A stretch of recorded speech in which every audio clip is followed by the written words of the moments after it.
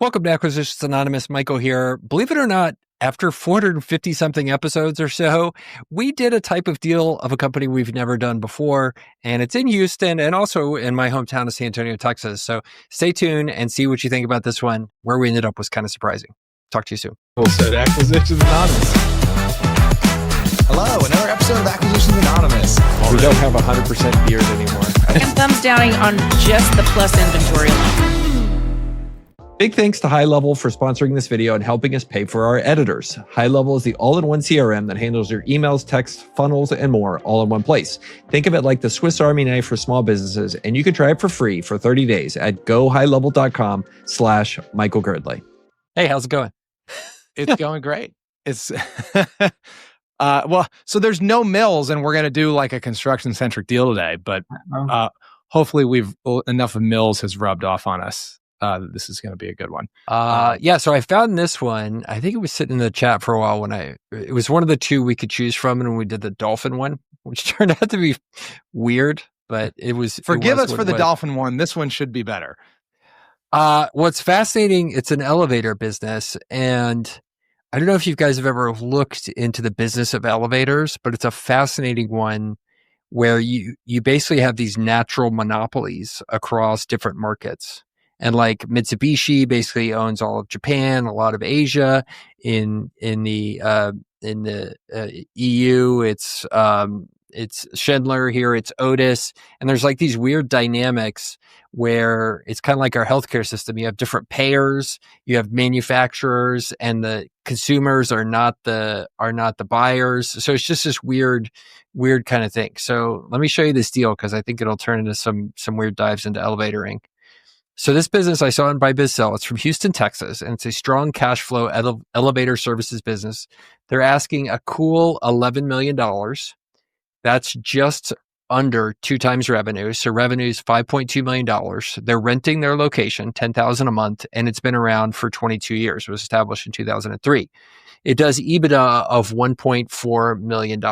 So 7.5 times? 7.5 times? Yeah. Yeah.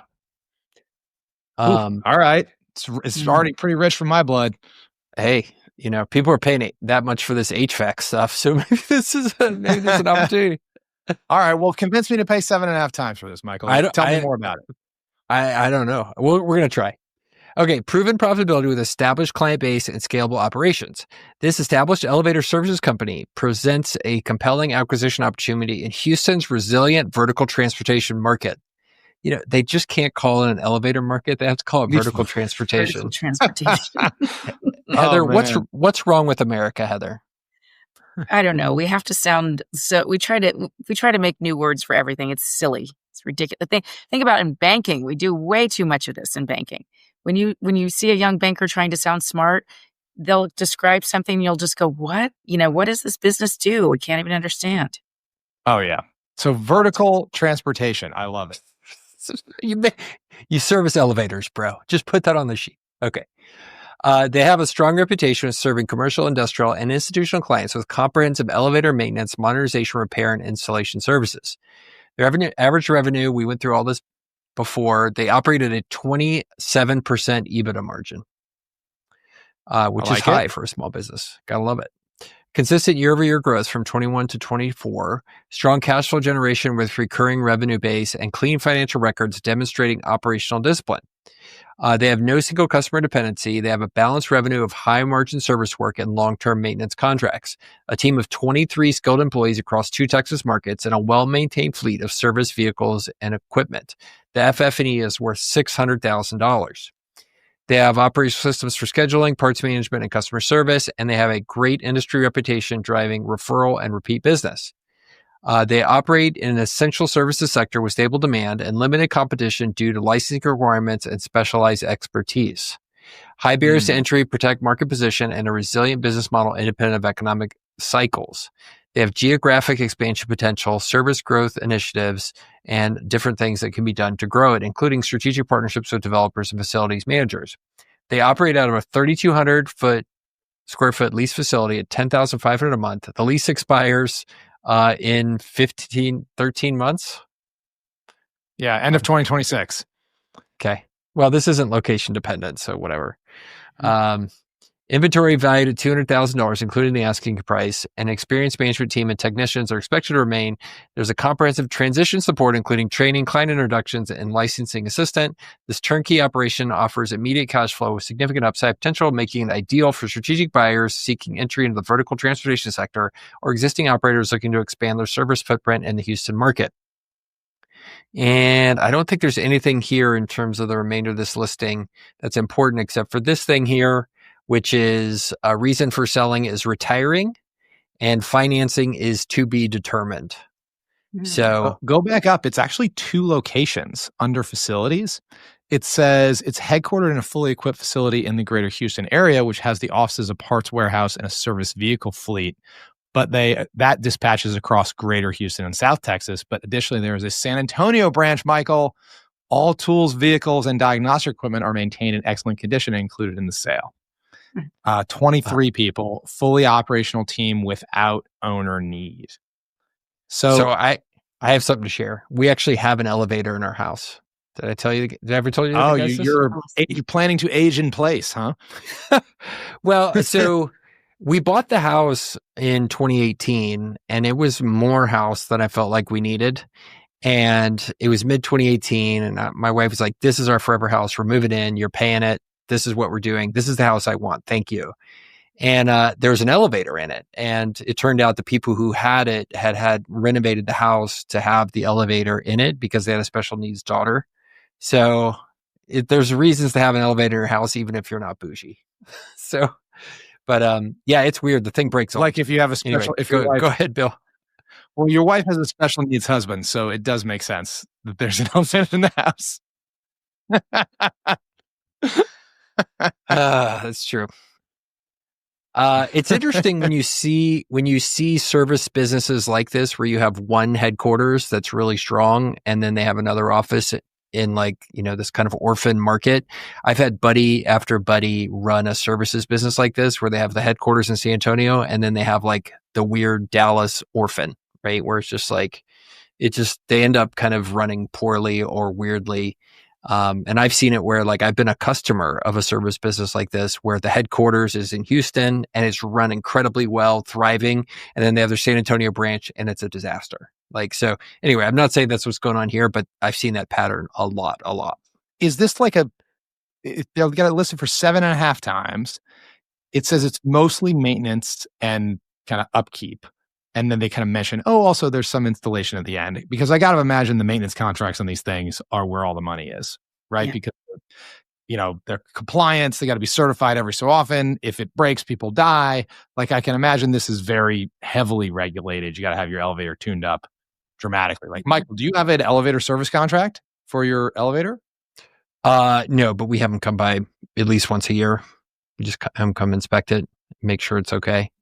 Home elevators, yep. You don't have to do the same thing as public ones. We also rarely use it. It gets used maybe once a month. We've told our kids you can't use it. Nobody uses it. But yeah, when it gets repaired, we pay for it because you don't want to die in your home elevator. That would suck. That would suck. I will pass on that. So I would imagine every building with an elevator has a company like this that is maintaining their elevator. I mean, I would be curious if there are how specialized the skill set is. If I have a 50-story elevator, is that different than a 3-story elevator? And are my guys qualified to work on all the big elevators or not? But at the same time, maybe it doesn't matter at all. Maybe this is incredibly sticky. I imagine it's kind of long-term contracts. You've got an elevator maintenance guy. I do not see this as something that you're going to shop, right? Which I could see, this is probably why these businesses go for 7.5 times, or at least that's why they're asking that. It's recurring revenue and it's super sticky. On the other hand, they keep talking about in this listing, there's so many ways to grow it, all the growth opportunities. They mention upside opportunity at the bottom, and it's priced at 7.5 times, where you're probably going to have to grow this business in order to make the returns work, or you're going to have synergies as a strategic add-on.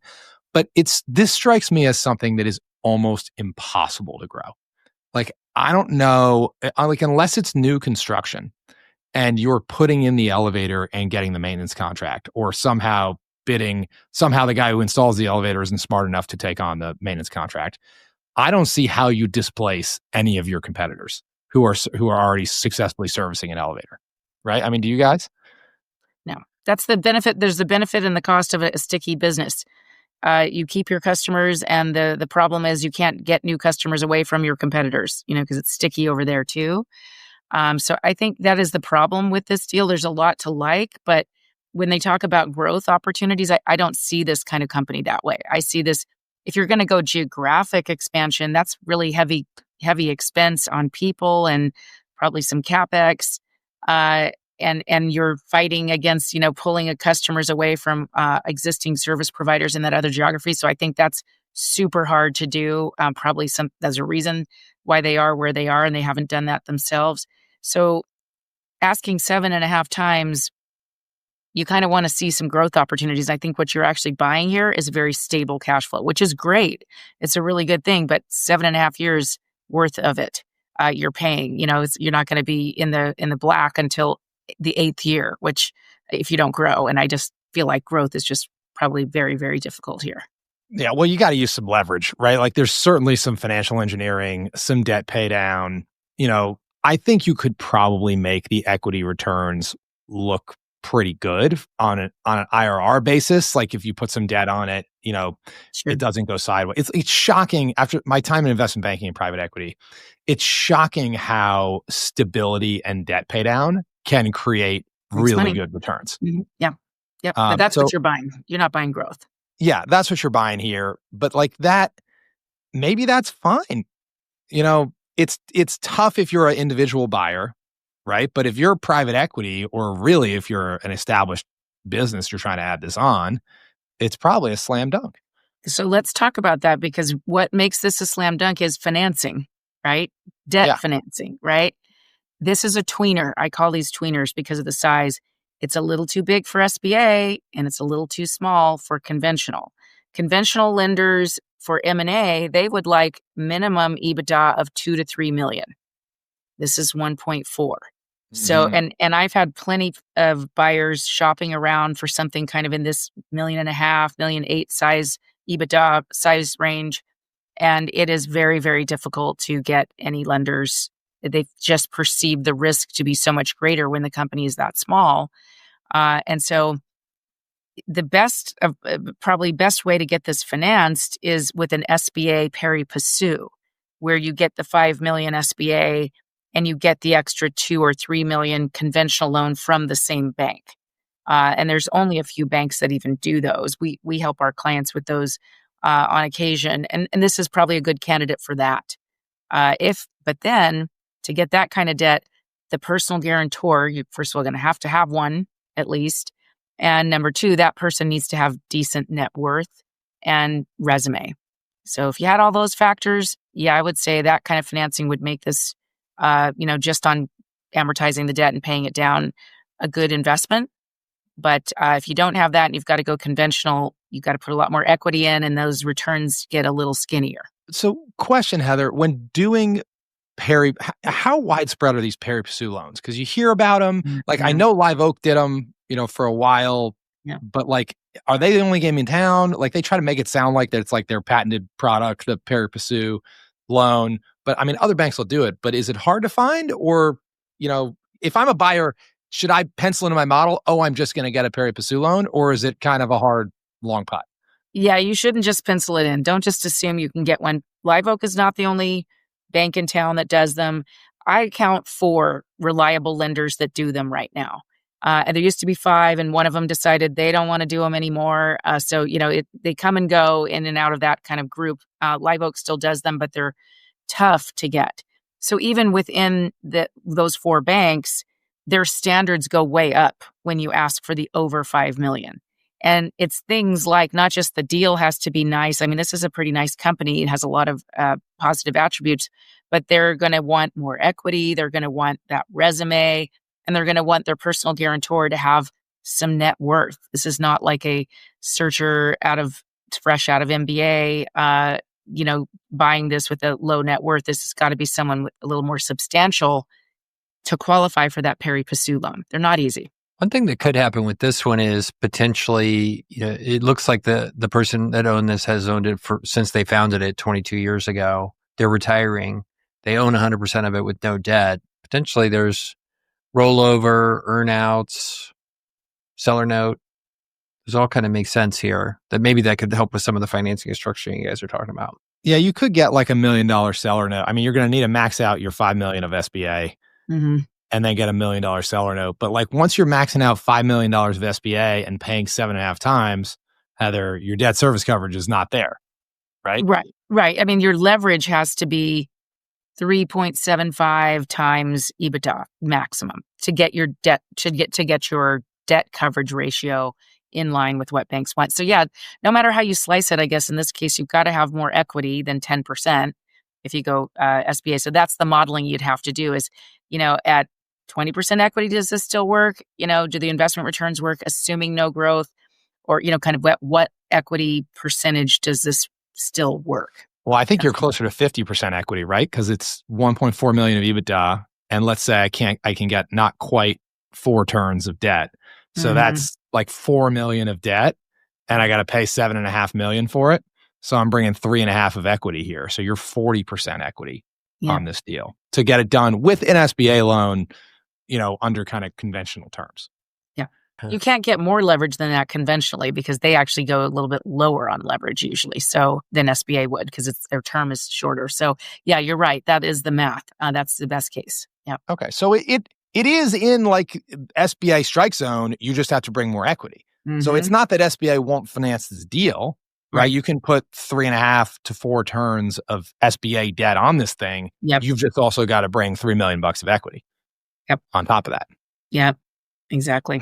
So that would be the math is, does that make enough money for you to do that? So I pulled this up and it's a report on the PE involvement in this space. And there, as you can imagine, it's recurring revenue. So PE has set up platforms and a number of them have been around for a long time. This one from Jupiter Partners, Oracle Elevator, has been around since 2004. And it's on its third PE ownership as of the time of writing here. Like, why isn't this deal been picked up by one of these platforms? Like Texas is one of the few growth population markets in the United States. Like Houston is a great market to be in. San Antonio, even better. Like why haven't any of these, that's my big question. Like why is this on Buy Biz Buy Sell and why haven't corporate development from any one of these platforms called? That is weird to me. I agree. Is it, Michael, you have the listing up. Is it for sale by owner? Or is it for sale by broker? Let's see. Patrick Ortiz with a phone Hard number. to tell. I will Google Patrick Ortiz and see what comes back. It's a good point, Michael, because, for all of our listeners out there who already own a business, if you own a small business, especially if it is in an area where private equity is rolling up, you are getting inundated with emails like, hey, do you want to sell your business? Hey, do you want a new beach house? Et cetera, et cetera, et cetera. And you would be insane to not realize that people want to buy your business. So it seems kind of weird to me that and if private equity is very active in the space, they've got whole full-time corp dev guys canvassing, searching, who have certainly called this guy. So it is puzzling why he hasn't replied to any of them and why he would just list it on Biz Buy Sell. Unless I think you'd find it less puzzling if there's a broker where, he probably hired a broker and it's part of the broker's ordinary course. I got to put it on Biz Buy Sell. I need to generate, some additional interest to keep my private equity guys honest. So I can say, hey, we've got other interests. We're running a process. We've got 20 people who've signed the NDA. You got to build a market multiple. I want to make it very clear you don't have a proprietary look at this. That's the only rationale for this being here. Yeah.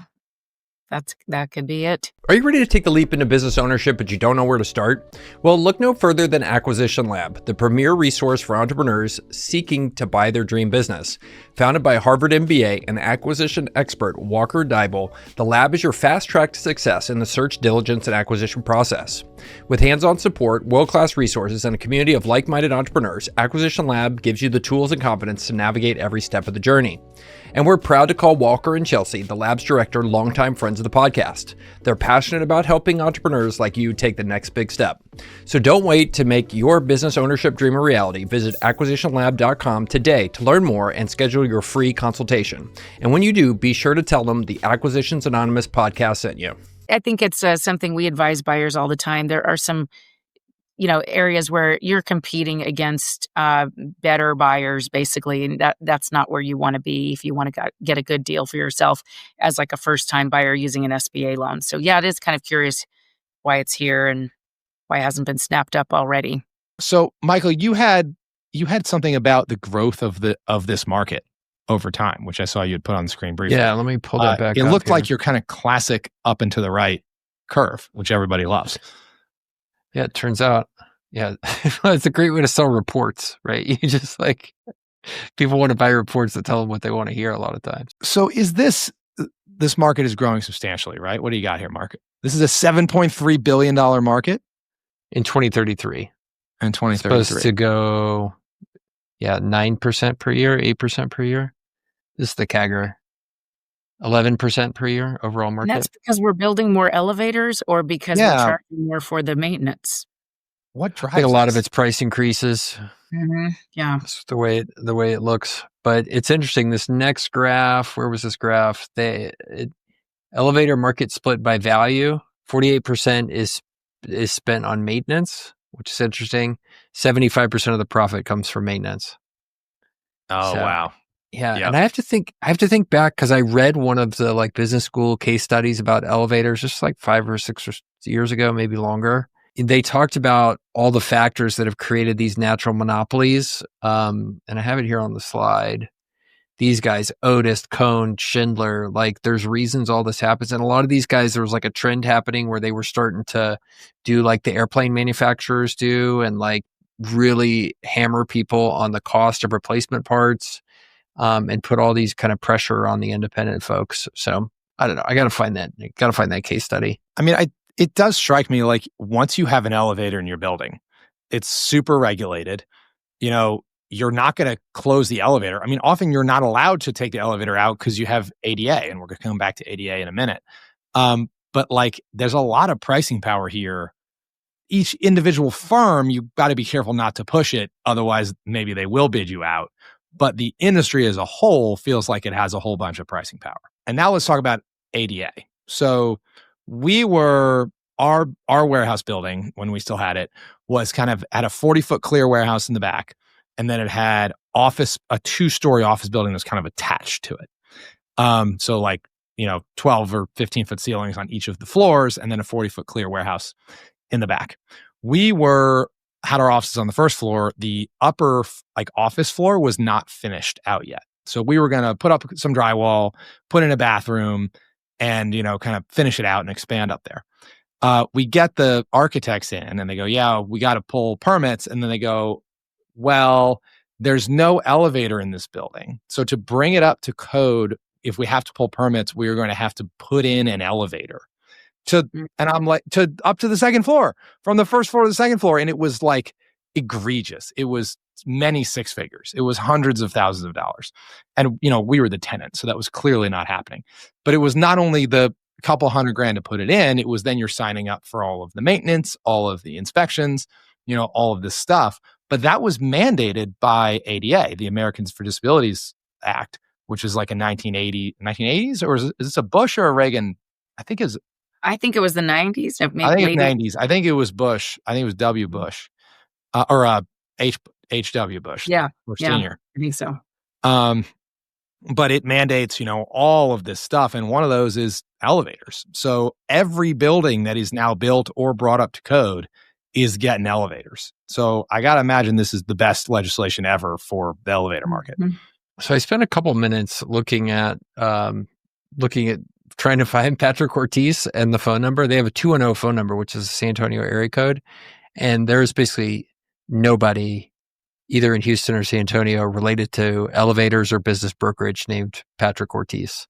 So just kind of a bizarre listing that it's there's no footprint whatsoever. Just really weird. Huh. That is weird. Well, maybe he is a for sale by owner. I don't know. But even if I Google Patrick Ortiz, San Antonio, or elevator, or Houston elevator, like doesn't come up with anything. He's a ghost. I mean, isn't that what we all should strive for? To own a business that makes $1.4 million a year of EBITDA, and you're just invisible on the internet. Oh, now you tell me I'm supposed to be a nobody on the internet. How am I supposed to delete all this stuff? How am I supposed to delete all this stuff, Bill? Yeah, I was talking to Eric Pacific. How do you say Eric's last name? SME attorney. How do you say it? Pacifici. I was talking to Eric Pacifici at Main Street Summit. When I'm wearing the Main Street Summit jacket today, actually, 2 weeks ago, and he was saying that he knew somebody who had sold his law firm and like disappeared and was like, I don't know what's wrong with you. You should delete all that stuff on the internet. And Eric was like, it's going to be kind of hard at this point, man. Like, I'm all over. Like, that's a one-way door, I think. I think it's the case for all of us, too. Today on Twitter, there was a whole discussion about, you should not build a personal brand. It's really dumb. Don't share on the internet. I was like, whoa. I was like, uh-oh. Yeah, don't build a personal brand. We don't need any more competition. Yeah, right. No. I did really like, I was reading Patrick Dichter, who is rolling up several accounting firms and was one of at this point, he bought his first business in 2020. So he's like one of the OGs of entrepreneurship through acquisition. And he wrote a really good piece about what had changed in ETA over the last 5 years. And one of the things that he called out was that there's just been this explosion of information. And he said, and in the paragraph, he goes, when I was getting started, there was only Acquisitions Anonymous, and he listed like one other thing. And I was like, we're the OGs of ETA info. I mean, now 450 episodes later, which makes me feel old. But this is still we're still doing new businesses. Like, I don't think we've ever done an elevator services, business, which is why Small Business America is so cool. There's so many crazy little ways to make money. Well, at least it's not a dolphin habitat. So, all right. So what do you guys think about this deal? So I think I like it. I mean, I have to run the model and see if you can put 3 or 4 million of equity into this thing and have it work. I'm a little worried about, it said that there's like a certification requirement, like a skilled labor. So I'd be a little bit worried about kind of availability, the depth of the market on skilled labor that is certified to do elevators. Assuming I could get over that, and kind of the model makes sense, I do really like it. My fear is that you're wasting your time. You're going to get blown out by private equity, or a roll up, private equity backed roll up. I mean, I don't know why this is on Biz Buy Sell. This should sell to one of the roll ups, and probably for more than 7.5 times. To be honest. I agree with everything you said, Bill, but my bigger concern is if I get it under LOI, how am I going to finance it? Because it's not that easy. It's a nice company, but it's a little small for conventional debt, and it's a little big for SBA. And so you've got to maybe try to figure that out early on if you've really got lenders on board with the structure that you're thinking of. And you'd have to assume, 40%, 50% equity. That's kind of table stakes here. Yeah, you got to be realistic about the amount of equity. Exactly. And that's the model that you have to run, right? Does that work or not? And if it does, yeah, I like it too. Heather, can I get there with like a sizable seller roll? Like if I convince him to roll 25%, that's that's a big chunk of my equity slug right there. I'm glad you asked, but yes, but the SBA changed the rules on rollover equity on June 1st. And the new rules are very onerous. Most sellers will not agree to them anymore, which they require the seller that rolled over equity to personally guarantee your loan for 2 years. And if you bring in investors, every new investor, even though they're below 20%, this is only for rollover, has to personally guarantee your loan for the life of the loan. And you have to do a stock sale. All 3. Whoa. I know. That's terrible. It's a terrible rule. Yeah. I'm not really sure why they think that was all necessary or what they're trying to prevent. But I'd heard that the SBA said, the folks at the SBA think that sellers who roll over equity are going to make all this big money on the second, on the exit later on. And if they're making money and they got paid, they should be guaranteeing the loan. That makes it all happen. So anyways. Well, I could see it as like, they don't want people wiggling out of a PG. Imagine you have an SBA loan and you're trying to wiggle out of your PG, and you're going to do a sale of the business and roll your equity and kind of try to transfer the PG from party A to party B. as part of the transaction, like if you have a material continuing economic interest, I can see how they want your guarantee to persist. And that's probably why they let you roll off after 2 years. Like, because after 2 years, it's kind of clear it wasn't like a sham transaction. It wasn't a sham. Yeah, exactly. The thing didn't fall apart. So maybe it's that too. A little bit. It could be that. But we had rollover equity allowed for such a short period of time. I can't believe that they uncovered sham rollovers that fast. I don't think that happened. But who knows? But that has made that whole structure very unpalatable in most cases. For now. All right. So I can't do seller roll. I can't do seller note because he probably won't agree to it because I can't afford to pay him any current cash pay because I have to max out my SBA. Yeah. So I'm bringing 3.5 to 4 million of my investors' equity to this thing. It still has to pencil. With that. Yep. And that's what I mean. You have to make sure the loan works because this is all about financial kind of math as to whether this is a good buy or not. So that's kind of foremost. You've got to figure it out. And that's why I think private equity will win it because their pencils will be sharper on that and they will have seen the same deal 20 times and they'll know what the assumptions are. And especially if they're bolting it onto an existing platform, they're going to have synergies because this is going to be a little thin. So synergies will make it really work or only kind of work. So a buyer with synergies and experience in the space is going to outbid you 8 days a week. I think so. I didn't mention in that PE report, but it said the publicly traded platforms in this space are trading at 15 to 25 times EBITDA. Whoa. So, yeah, they're getting a natural multiple expansion that you're not going to get as a financial buyer or as a searcher. Yeah. Now, that being said, if you somehow have a line on this thing and by some miracle you are the only bidder, or, one of the few bidders, and somehow these roll-ups, the public guys and the roll-ups have not figured it out, there is very much a business model here, to make sure it kind of fits the shape that the public roll-ups want to buy, right? And buy the thing, or maybe it's 90% of the way there and you can sand off some of the rough edges and kind of get it to fit the buy box of your large acquirers. If there's that kind of multiple arbitrage there, and somehow you can get this thing tied up, you can buy it, own it for 2 years and flip it for 2x, for double your money.